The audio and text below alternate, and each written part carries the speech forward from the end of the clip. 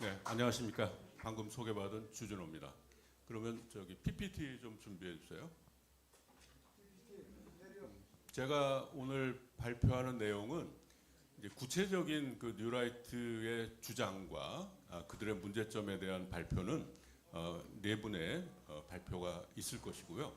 저는 이제 총론이기도 하면서 좀 서론적인 성격으로 뉴라이트라고 하는 것의 실체가 뭔가, 그리고 그들이 의도하는 바가 뭔가, 이런 것을 한 20년 정도 처음에 이제 뉴라이트가 대두하기 시작한 지 이제 한 20년 정도 됐는데요. 그 20년 정도를 한번 살펴보는 것으로 그렇게 하겠습니다. 혹시 리모컨 혹시 있나요?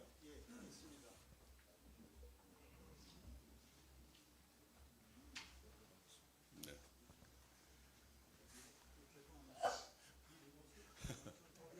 예, 천천히 하세요. 예, 저는 상명대학교에서 35년 동안 교수 생활을 하고 2022년에 정년 퇴임해서 지금 명예교수로 있고요. 2017년 11월에 문재인 정부 시절에 대한민국 역사박물관의 3대 관장으로 제가 취임을 했는데요. 나중에 대한민국 역사박물관에 대한 이야기도 잠깐 나올 텐데 저는 유일하게 역사학자로서 역사박물관의 관장이 처음 됐어요. 제 전임자들은 다 뉴라이트 정치학자들이 대한민국 역사박물관장을 했습니다. 근데 제가 어떻게 보면은 너무나도 자연스러운 것이죠. 역사박물관의 관장을 역사학자 하는 게 맞지 않겠습니까? 근데 제가 이제 처음이었다는 것을 한번 이제 생각하시면서 오늘 제가 뉴라이트라는 말 우리 굉장히 많이 듣는데요. 어떤 경우는 신우익이다, 신우파 이렇게 번역을 하기도 합니다.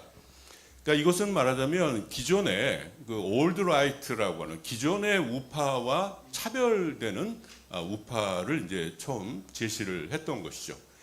이것을 처음 공식적으로 수면 위에 떠올린 것은 동아일보에서 나중에 그 문체부 차관을 지낸 이동관이라고 하는 사람이 있었습니다. 청와대 수석도 지냈던 걸로 알고 있는데 그 사람이 처음 뉴라이트 침묵에서 행동으로라고 하는 것을 통해서 공식화를 했고요. 그동안에 올드라이트는 유일하게 반공주의만 내세우면서 나라를 부정부패로 이끌었다. 그렇기 때문에 국민들에게 우파라고 하는 개념이 상당히 부정적으로 인식이 되고 있다는 것에 대한 반성.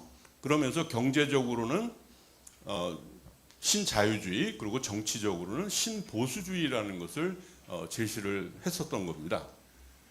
자, 사실은 이제 뉴라이트를 처음 주장했던 사람들은 어떻게 보면 그 전까지는 상당히 극렬한 운동권 출신들이 상당히 많았습니다. 그들이 전향을 하면서 이런 것을 내세웠고 그 안에는 북한의 주체 사상을 우리 사회에 정착시키려고 애썼던 김영환 같은 그런 그룹들도 이 안에 아주 극렬한 소위 NL 운동권, 주사파 운동권들도 여기에 다수 포함이 되어 있었는데 이들이 대체로 1991년에 소련이 붕괴하면서 자신들의 어떤 그 이론적인 구심점, 또 자신들이 생각했던 어떤 미래의 모델 이런 것들이 사라지면서 새로운 활로를 모색했죠.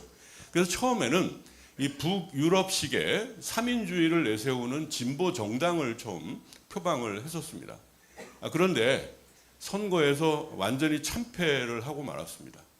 그러면서 나중에 결국은 뉴라이트로 전향해서 정치 세력화를 꿈꾸게 된 것이었죠. 자, 그래서 이 뉴라이트를 표방하면서 특히 이제 교과서 포럼이라는 것을 만들어서 기존의 거민정 한국 근현대사 교과서를 좌편향으로 모는 그런 일들을 시작했는데 그때 안병직이라고 하는 서울대 경제학과 명예교수죠. 어떻게 보면 이분이 이 뉴라이트의 어떻게 보면 이념적인 지주라고 얘기할 수 있는데 뉴라이트 재단을 창립을 했고 2005년 1월에 교과서 포럼을 창립을 했는데 이 교과서 포럼을 보면 그 안에 한국사 연구자는 한 명도 없었어요. 거기 운영위원, 뭐 대표를 포함해서 운영위원까지 해서 여러분 갖고 계신 자료집에 다 나와 있는 얘기니까요. 그거 보시면서 제 얘기를 들어주시면 좋을 것 같습니다. 그래서 거기 역사학자가 몇 명 있는데 그들은 다 서양사 연구자들이었어요. 한국사 연구자는 단 한 명도 없습니다.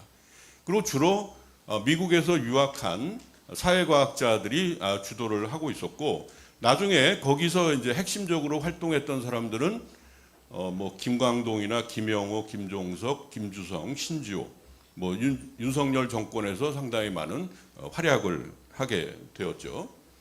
자, 그들이 2008년에 대한교과서 한국 근현대사라는 책을 내게 됩니다. 말하자면 왜 대한교과서냐면 이 책은 검인정을 받은 교과서가 아닙니다. 자기들이 임의로 낸 책이에요. 그렇기 때문에 이것은 교육 현장에서 쓸 수가 없죠. 왜 이런 시도를 했냐면 아무리 자신들이 좌편향이라고 공격을 해도 학교 현장에서는 그 교과서 중에 하나를 반드시 채택해서 가르쳐야만 합니다. 검인정을 통과했으니까. 그리고 방법이 없죠. 그렇기 때문에 대한교과서라는 형태로 저것을 만들었는데, 바로 그 출판 기념식장에 박근혜가 저기 나타나서 이제야 정말 마음에 드는 교과서가 나타났다라고 아주 극찬을 했어요. 자, 그 옆에 있는 인물들을 보십시오. 여기 안병직, 여기 이영훈, 여기 이인호, 뭐 이런 분들이 이 옆에서 아주 이런 역할들을 했고, 이 책을 낸 출판사가 기파랑이라는 출판사입니다. 기파랑이라는 출판사는 조선일보 사장을 지냈고 박근혜 선대위원장을 지냈던 분인데, 그분이 바로 이 기파랑이라는 출판사에서 이 책을 냈는데, 이 책에서 검인정 교과서는 자학사관, 저는 정말 우리나라의 이 뉴라이트들이 처음에 역사 교과서를 비판하면서 들고 나왔던 말이 자학사관이었어요. 근데 이 자학사관은요, 우리나라에서 스스로 만든 용어가 아니고 일본의 극우들이 일본의 역사 교과서를 왜곡할 때 썼던 용어입니다. 자학사관. 그게 무슨 뜻이냐면 자기의 역사를 스스로 학대하고 있다는 뜻이죠. 왜 자기 역사를 왜 이렇게 부정적으로, 비판적으로 보느냐. 예를 들면 일본의 식민지 지배, 이런 것을 반성하는 것을 자학이라고 이야기를 하는 거예요. 그렇게 공격을 했는데 그걸 그대로 들고 와서 우리 사회에다가 도입을 했고, 1948년에 새로운 건국이 됐고, 물론 뭐 식민지 군단을 포함해서 뭐 건국의 아버지 이승만, 5.16은 산업화를 주도한 혁명, 한국형 근대화의 주역 박정희, 민주화 운동은 과도한 사회 혼란을 초래한 미성숙한 갈등, 이런 식으로 이제 이 책을 냈었고, 역사학계는 이것에 대해서 아주 본격적으로 비판을 했죠. 말하자면 그 전까지는 이 검인정 역사 교과서를 그들이 비판을 했다면 이들이 자기들이 어쨌든 대안을 낸 거기 때문에 그들의 실력이 다 드러난 겁니다. 이제 그거에 대해서 아주 본격적인 비판을 했고, 그 하나의 일환으로 이제 이 책이 나오게 된 거고, 그러다 보니까 이 책에 처음에 나왔을 때는 상당히 많이 팔렸어요. 예, 호기심도 있고 사람들에게 뭐 그런 게 있었지만, 그런 역사학계 비판의 직면에서 결국은 사회적 신뢰도가 약화되고 결국은 용도 폐기됐습니다. 지금은 사실 저 책을 기억하시는 분들이 거의 없습니다. 지금 어디에서도 저 책을 이야기하는 사람들이 없습니다. 자, 뉴라이트의 대부라고 얘기할 수 있는 사람이 안병직 교수인데, 여러분 아마 여기 대학 다니실 때 그 전에 식민지 반봉건 사회론이라는 것을 들어보신 분들 많이 계실 겁니다. 우리 사회를 가장 극단적으로 비판했던 학자였죠. 식민지. 대한민국은 아직도 식민지다. 그리고 아직 자본주의에도 도달하지 못한 반봉건 사회에 머물고 있다. 이런 주장을 했던 사람입니다. 거기에 많은 젊은이들이 열광했고, 그렇게 해서 운동권 학생이 됐고 운동권 학자가 출신의 학자가 됐었죠.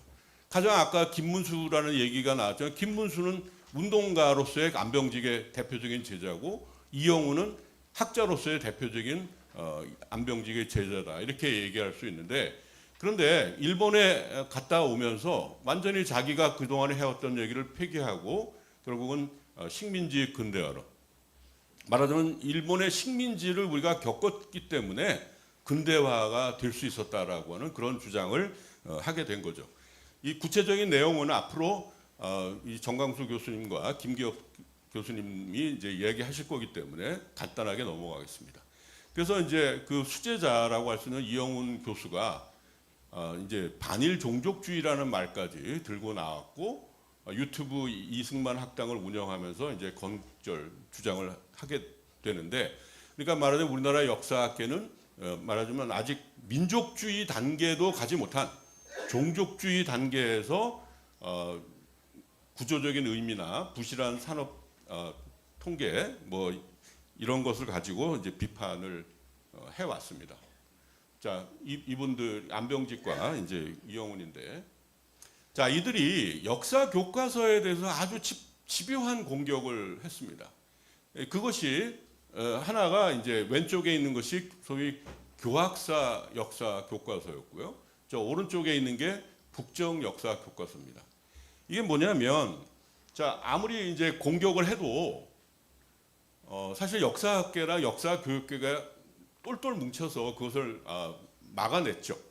막아내다 보니까 새롭게 검정을 해서 자신들이 원하는 교과서 하나 만들어서 그거를 검정 통과시키고 채택률을 높일 수 있도록 정부 차원에서 밀어주려고 했던 거예요. 그게 교학사 교과서였습니다. 그런데 내용도 너무나도 부실하고 거기서 이야기하는 역사관이 바로 그 뉴라이트 역사관이었기 때문에 역사학자들 그리고 역사 교육자들이 그거를 철저하게 이제 비판을 해냈죠. 그래서 전국에서 단 한 학교가 채택하는 참패를 하게 만들었습니다. 그러고 나니까 시도한 것이 바로 국정 역사 교과서입니다. 말하자면 우리나라의 모든 교과서를 자신의 입맛에 맞는 교과서로 만들겠다라고 하는 시도가 국정 교과서 파동이었죠. 그것도 역시 다 막아냈습니다. 그만큼 우리 국민들이 이들이 생각하는 것에 대해서 동의하지 않아요. 그리고 나중에는 박근혜 탄핵의 하나의 중요한 요인 중에 하나로 국정교과서 파동을 들으시는 분들도 있습니다. 그러니까 말하자면 제도 교육으로서의 역사 교육은 분명히 막아냈어요. 그래서 방금 제가 이제 뉴라이트 지식인 백인 선언 명단 중에 있는 사람들 몇 사람들을 했는데, 이 사람들이 이제 뉴라이트라는 것을 표방해서 이것을 결국은 자기의 정치적 자산으로 만들어 버린 거죠. 정말 이념적인 어떤 방향을 추구한 것이 아니라 여기 있는 인물들, 그런데 작년 국회나 재작년 같은 경우에도 국회에서 이들에게 당신 뉴라이트냐고 물어보면 다 아니라고 그래요. 아무도 자기가 지금 뉴라이트라는 얘기를 하지 않습니다. 그러니까 그것은 어떻게 보면은 이념으로서의 뉴라이트는 스스로 이제 뭐 포기했다고 얘기할 수 있을지 모르지만 그렇다고 해서 이게 사라진 것은 분명히 아닙니다. 그러니까 하는 얘기는 뉴라이트인데 자기는 뉴라이트가 아니다. 아주 이런 역설적인 그런 모습들을 보여주고 있고, 뭐 가장 대표적인 게 저 김태효 국가안보실 1차장 했던 사람, 항상 일본의 마음이 중요하다고 강조했던 그 사람이고, 저 김영호 같은 사람도 가장 극렬한 NL 운동권 출신이죠. 그 녹두서평에 사장하면서 그 이산화 시인의 한라산을 실었다가 감옥에 또 갔다 왔던 그런 사람이 나중에 전향해서 윤석열 정부의 통일부 장관을 지내고 극우 유튜버 활동을 하고 있습니다. 그 다음에 이제 이 대한민국 역사박물관은 바로 이러한 뉴라이트의 역사관을 국민들에게 직접 전달하기 위해서, 말하자면 교과서를 통한 압력이 통하지 않으니까 그것을 위해서 만든 것이 뉴라이트 역사관으로서 대한민국 역사박물관을 만들었습니다. 자, 저 자리는 문화체육관광부가 있던 자리입니다. 아마 제가 알고 있기로 전 세계에 저렇게 좋은 자리에 박물관이 들어선 경우는 거의 없습니다. 그만큼 이것이 중요하다고 생각한 거죠. 그래서 그것을 리모델링해서 이제 개관을 했는데, 이게 개관됐을 때 역사학계는 철저하게 이것에 대해서 편향된 그 역사관이다, 이런 논란을 벌였었고, 사실 그것을 주도했던 사람은 저 두 분입니다. 이인호, 저분은 이제 서양사 러시아사를 하신 분이고, 이배용 요즘 뭐 굉장히 많이들 다 아시죠. 예. 저 두 분이 사실은 이 대한민국 역사박물관을 그런 식으로 만든 장본인들입니다.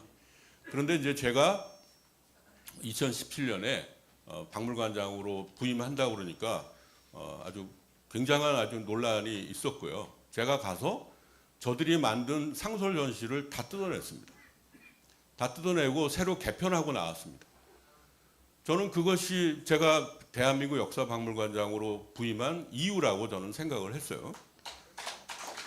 네, 감사합니다.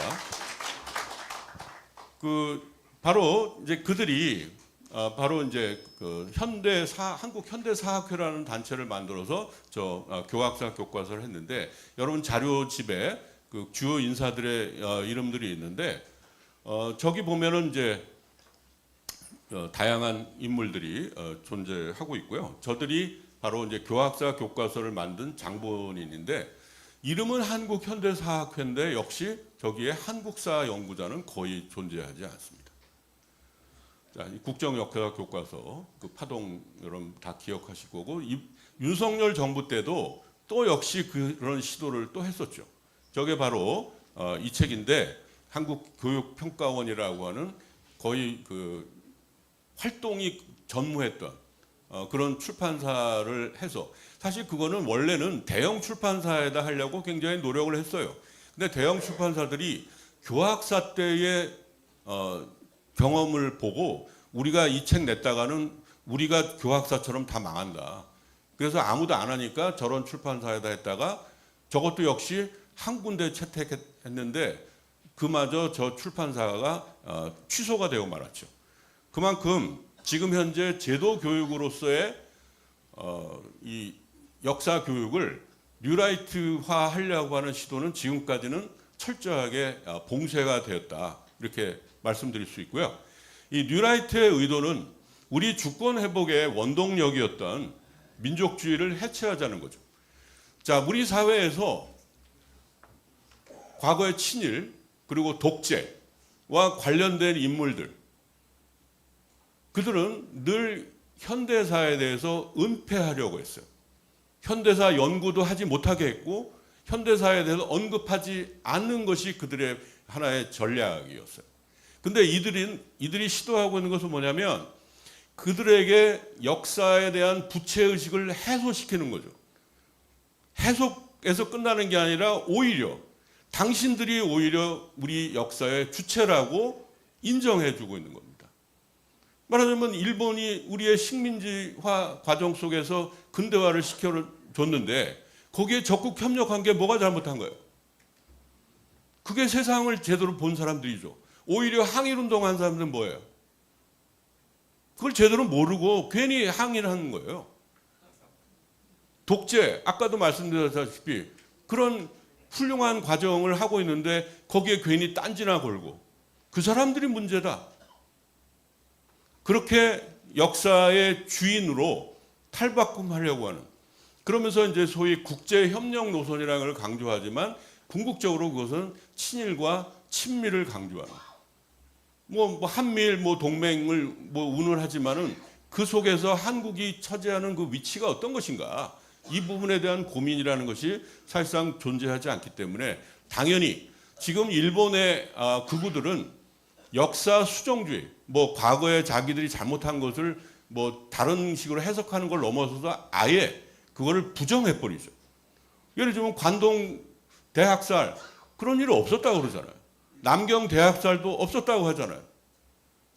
그런 역사 부정론자들에게 아주 동조하고 그들로부터 극찬을 받는 그런 상태고요.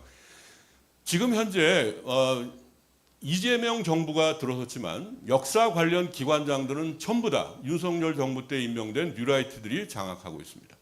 자, 국사편찬위원장, 그다음에 한국학중앙연구원, 저 사람은 아예 반일 종족주의의 아주 그 핵심 인물이거든요. 지금 이따가 아마 정광수 선생님 말씀하시겠지만, 그리고 지금 동북아 역사재단 이 사람은 영국사 전공한 사람입니다. 동북아 역사대단 이사장입니다. 근데.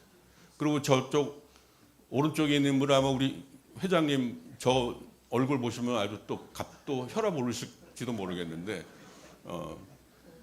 저는 정말 제가 역사학계에서 평생 살아왔는데 저 사람이 독립기념관장 됐을 때 처음 이름을 들어봤어요.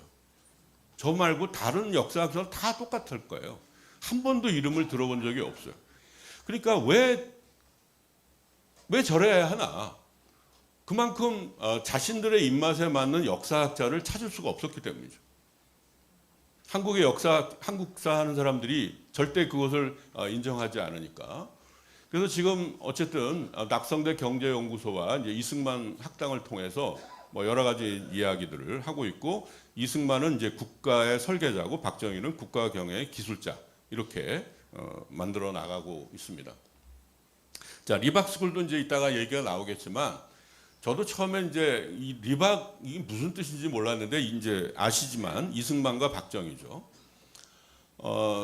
결국은 뭐냐면 이들이 하는 활동이라고 하는 것이 대개 보면 돌봄 학교, 그러니까 방과 후 학교를 이제 장악을 하려고 한 거예요. 그게 무슨 뜻이냐면 바로 학교 제도 교육은 장악할 수 없기 때문에 방과 후 교육을 통해서 자라나는 청소년들의 역사 의식을 지배하겠다라고 하는 거죠. 혹시 그 전에 안토니오 그람시라는 이탈리아의 이론가가 했던 얘기를 기억하신 분들이 있는지 모르지만, 제가 거기도 썼지만 그가 했던 말 중에 진지전이라는 게 있습니다. 진지전, 기동전과 진지전. 저는 바로 지금 이들이 시도하는 것이 바로 거기에 가장 부합하는 진지전을 시도하고 있다고 생각합니다. 그렇기 때문에 이것을 지금 현재 이들이 했다는 것을 찾아보다 보면 참 끔찍한 그런 일들이 정말 많습니다. 그런 데서 어릴 때부터 세뇌를 받고, 그리고 학교에서 선생님들이 가르쳐주는 역사를 부정하고, 그거는 좌파고, 이런 식으로 몰아가면서 시도하는 것인데, 지금 저 사람이 리박스쿨의 대표라고 하는데 저 사람이 우체국장 출신이거든요. 과연 저 사람이 저걸 다 했을까요? 리박스쿨을? 지금 수면 위에 떠올라 했을 뿐이에요. 빙산 위의 일각입니다. 그 밑에 아주 엄청난 그런 세력들이 암약하고 있다. 이런 것에 대해서 우리가 늘 관심을 갖고, 그리고 이제 이런 것들이 이승만 건국 대통령 이승만 기념관을 짓겠다든가, 또는 뭐 건국전쟁이라는 다큐멘터리 영화를 만들어서 또 상영을 한다든가, 이런 식의 시도들이 지금도 계속되고 있습니다. 그러니까 지금 오늘 이 발표회를 통해서 이따가 이제 강론적으로 많이 이야기가 되겠지만, 우리가 그냥 감정적으로만 대응을 할 것이 아니라 정확한 실체를 알고 그것들을 어떻게 막아내야 할 것인가. 그럼 막아내는 데서 끝나는 것이 아니라 그것을 극복해낼 수 있는 대안, 대안이 없는 게 아니죠. 지금까지 역사학계가 이루어왔던 성과들이 지금 어쨌든 교과서를 통해서 집약이 되어 있습니다. 그것들을 어떻게든지 지켜내는 그런 데 하나의 계기가 되기를 바랍니다. 오늘 제 발표를 마치도록 하겠습니다.